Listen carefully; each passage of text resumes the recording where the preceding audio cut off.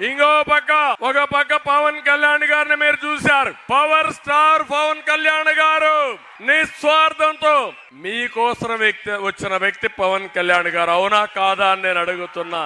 అలాంటి వ్యక్తితో పోలుకుందా తమ్ముళ్ళు అని అడుగుతున్నా మిమ్మల్ని. కనీసం రూపాయి నెత్తిన పెట్టి ఏలవేస్తే ఒక పైసాకు కూడా కొనని వ్యక్తి పవన్ కళ్యాణ్ జగన్మోహన్ రెడ్డి అని చెప్పి నేను మీకు తెలియజేస్తున్నా.